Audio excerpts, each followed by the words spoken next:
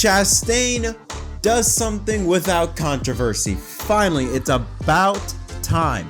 Chastain finally wins a NASCAR Cup race without a crash happen, any type of controversy, straight up dominated. I shouldn't say dominated, but straight up had the best car, clean finish right to the very end. And what was a very entertaining Cup Series race at Nashville. A lot of stuff to talk about. Let's jump into it. The race was primarily driven by three drivers: Ross Chastain, Denny Hamlin, and Martin Truex Jr. Ross Chastain started on the pole. He led start to finish, or about start to finish. He led the entire way. He was the main guy in stage number one. He did have Tyler Reddick close behind to put pressure on him, but really Ross Chastain was the guy for stage one. But even with that, Tyler Reddick was able to get by Ross Chastain and would win stage one. You then had this amazing three-wide battle that just never seemed to end between Byron, Chastain, and Truex.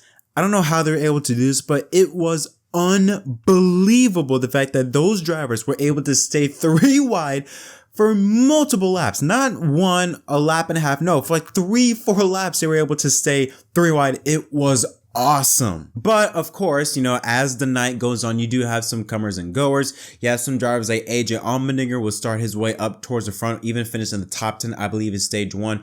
Of course, you had those types of drivers that were there up towards the front during the time when the track was transitioning from sunset dusk all the way down to the nighttime. And then, of course, when stage two, near the end of stage two, stage three began, all of a sudden you saw different contenders, you know, like Denny Hamlin and Martin Truex Jr. They emerged and they became the leading drivers to challenge Chastain, who was basically there the entire race. He was, even if he wasn't leading, he was there up front for virtually the entire race. He obviously had the best overall car, no matter what track conditions were set in stone during that point of time. He had the best car, but it was the Toyota drivers who showed a lot of speed in this race, like they did in previous Nashville races, especially Hamlin and Truex. Truex won on Dover, another concrete track, so it wasn't a surprise to see him perform the way he did tonight, but it was a very, very fun race to watch. And towards the end of the race, stage three actually ran the entire time. No caution, under green flag conditions the entire way.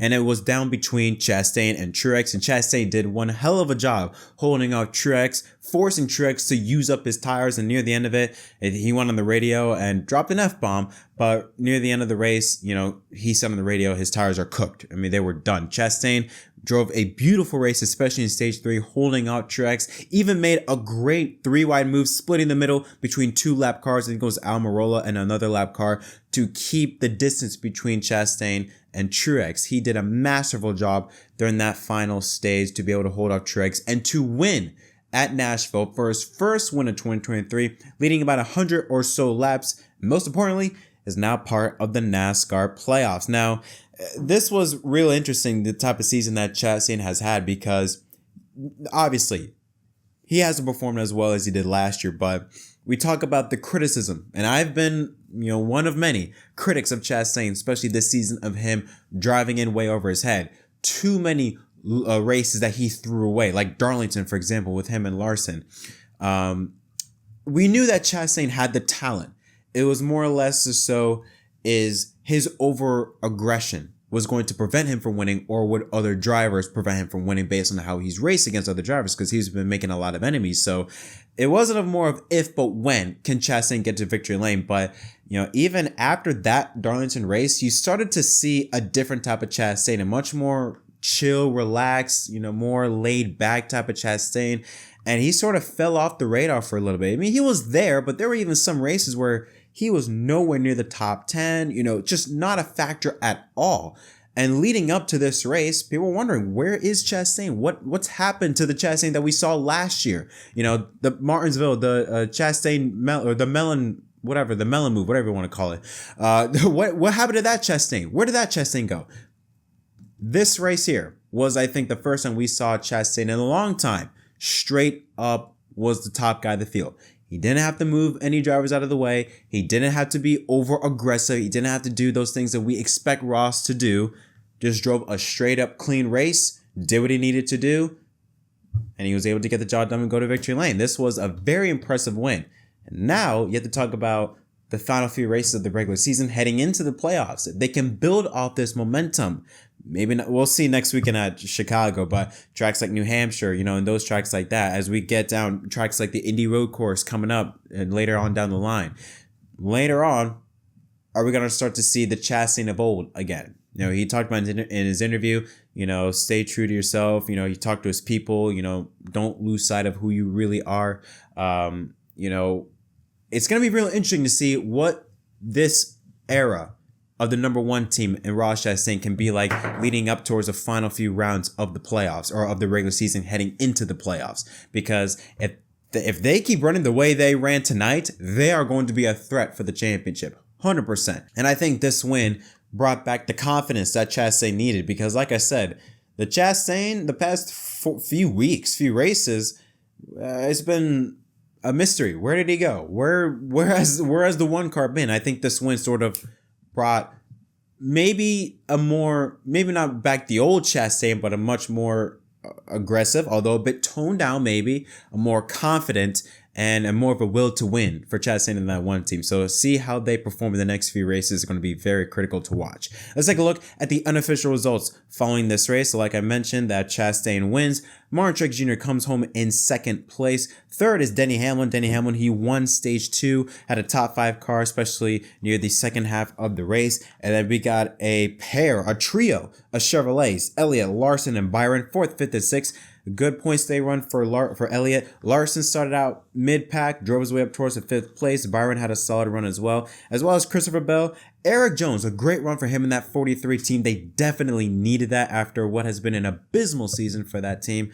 9th is Kyle Busch after he overcame an issue where he had a flat tire very early in the race. Was able to rebound back to a 9th place finish. And AJ Allmendinger, the Saturday's Xfinity Series winner, backs it up with a top 10 finish, as well as Brad Keselowski, another solid run for him in that 16th and 11th. Daniel Suarez in 12th after not only he wasn't really much of a factor after he started at the back of the pack after spinning during qualifying.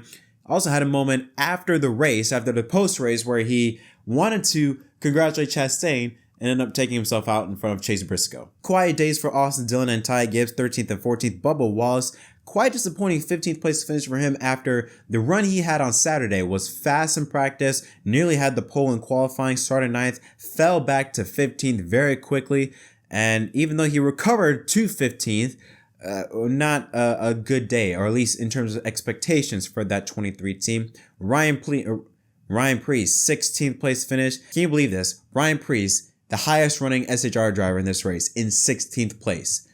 Man, SHR is in shambles at this point in time. It is unbelievable how poor of a performance SHR has been. Not even Josh Berry can save this team. I'm sorry. Alex Bowman, disappointing 17th place finish for him. Chris Buescher, Joey Logano, and Corey LaJoie, the top 20. Then some other notables like Ricky Stenhouse Jr., 22nd. Justin Haley, after starting 3rd place, just didn't have the car the entire race long. Even if the car was being ready to position for the nighttime, he just did not have the car at all to perform. So he will finish in the 23rd position. Kevin Harvick in 24th after he had, I believe, a tire go down late in the race. He had a top 10 car, I believe, but had that tire go down late in the race. Through his strategy, of course, ends up finishing in 24th. And his teammate, Eric Almirola, he had no issues at all. He was just slow in 25th. Then you see Austin Cindric, 27th. Tyler Reddick. Now, Tyler Reddick, he finished 30th after he spun on lap 198, I believe. He spun after losing a tire. He was in the top 5, even led some laps. He had a good car, especially during the daytime of the race, in the early parts of the race. But after he had that spin, he was sent to the tail end of the line and just could never recover. Ends up finishing in the 30th place. And then Chase Briscoe, 31st. Absolutely just... I don't know what is up with that 14 team. I really, like, it's one thing to finish 19th, 20th. I mean, you're finishing 31st position when you had really no issues. At least, if I'm not mistaken, I don't think the 14 had any issues in this race. I could be wrong, but I don't think they had any issues in this race. I mean, they were competing with Rick Ware drivers. I'm not talking about SHR prepared Rick Ware cars, like just straight up Rick Ware cars, like JJ Yaley, Brendan Poole, and those guys. Like, I don't know what is up with that. SHR as a whole is a mess, but especially that 14 team. I don't know what is up with them. I don't know why they are so far off, but something needs to be looked at. Finally, Ty Dillon, Brendan Poole, Josh Bilicki, Todd Gillen, and Ryan Blaney rounds out the field. Now, Ryan Blaney was involved in what he described as the worst accident of his career. This took place on lap 147 on a restart where Keselowski off the pace. That causes a stack up. Blaney and Kyle Busch get sideways, and Blaney goes head on into the inside wall right before turn one. No safer barriers, and he was shaken up. And good thing that he was able to get out of his car under his own power. But yeah, no safer barriers. Took a huge hit. Like he said, worst hit of his career, which again is scary considering how he said that, given how low of a speed he was running. He wasn't running, 140, 150. I don't even know if he even broke 100 miles an hour. And that's the worst of his career. It's pretty scary. Hopefully he's okay, because we know that, yes, he was able to get out of the car under his own power, but you have to factor in, could there be a concussion? But I just hope that Blaney's okay and he's able to race next week. But yeah, nothing much else to talk about this race. Although I do want to mention NBC for a little bit. As many of you know, NBC came back to NASCAR this weekend to start off the second half of the season. And the actual race coverage, miles better than Fox. It's unreal. It's funny when you finally see a network that actually takes the sport seriously. There was a bit of controversy considering the fact that they opened up the broadcast literally like 5 minutes before the green flag. No pre-race, none of that whatsoever. It literally started off at 7 o'clock when NBC turned on NASCAR. It literally started with the cars doing their pace laps, not even the national anthem or anything like that. I didn't mind it. I thought it was no big deal because of the weather. NASCAR pushed the green flag of the race a half hour from 7:30 to 7. So NBC couldn't really do much with that. They were basically given the hand they were dealt with. So they couldn't really do much with that. So I didn't have an issue with it. Some people did. I thought it was no big deal. But the race coverage itself, miles better than Fox. It was entertaining, engaging, informative, even though it was commercial heavy, which, again, it depends on how you do it. With Fox, when they go to commercial, you come back, you have no idea what's going on. With NBC, when you come back, they keep you up to date with what you missed, what you saw. They were showing battles all over the racetrack. They weren't just showing the top five. I mean, we missed you, NBC, so much. But yeah, that's really all I had to say about NBC. I'm glad they're back. Racing at Nashville, honestly, whatever happens with Nashville Fairgrounds, I know I would love to see Fairgrounds come back, but I really want to see Nashville Superspeedway stay on the calendar because all three races, in my opinion, have been really, really good, especially this weekend. Trucks, Xfinity, unbelievable. And the Cup Series today, it was a great race. Not so much action-packed like what we saw in the Xfinity Series, but still, very entertaining race. And I would love to see the Nashville Superspeedway racetrack be a part of the Cup Series in the long term. I don't want this to be just a step into Fairgrounds and then we say goodbye to the Superspeedway. I want it for years down the line, Nashville Superspeedway to stay on the calendar. It deserves to be a part of the calendar, in my opinion.